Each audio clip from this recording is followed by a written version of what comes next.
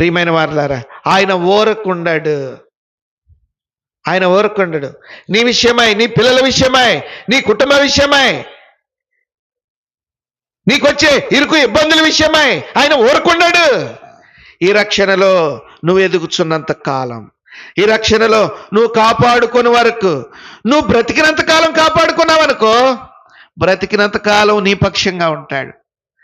బ్రతికినంత కాలం కాపాడుకోలేక దాన్ని పోగొట్టుకున్నవాడు దావీదు అన్నాడు, నీ రక్షణ ఆనందము నాకు మరలా పుట్టి. దేవుడు ఆదుకోవట్లేదు, పిలిచినా పలగట్లేదు, పిలిచినా పలగట్లేదు.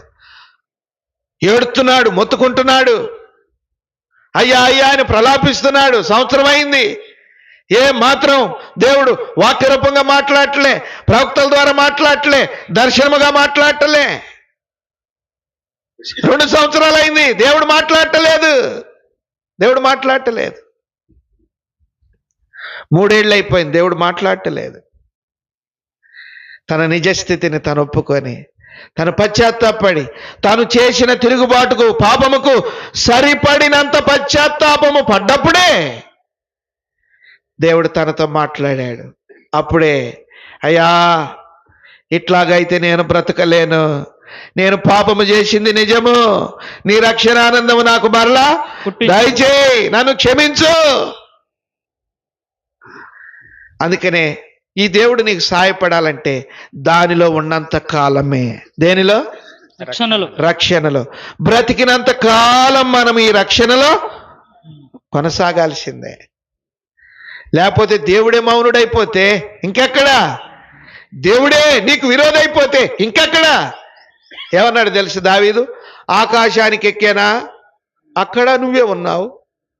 భూమి మీద ఉంటే ఇక్కడ నువ్వు ఉన్నావు. భూమి కిందకు పోతే అక్కడ నువ్వు, సముద్రంలో ఆడే ఉన్నా నువ్వు లేని చోట ఎక్కడయ్యా? నీకు విరోధిగా ఎక్కడ బ్రతికాని?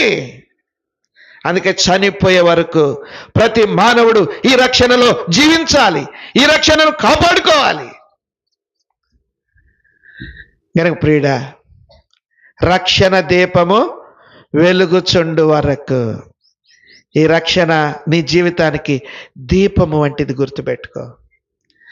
దీపం ఆరిపేసుకుంటావా? దీపం వెలగాలని చూసుకుంటావా? దీపం వెలగాలి, దీపం వెలగాలి. నా ఇంటి దీపం వెలగాలి అని కోరుకుంటాం, నా దీపం వెలగాలి అని కోరుకుంటాం. కోరుకుంటే దేవునిలో ఉండాలి. ఏ వ్యక్తి కూడా కావాలని తన దీపమును ఆర్పుకోడు.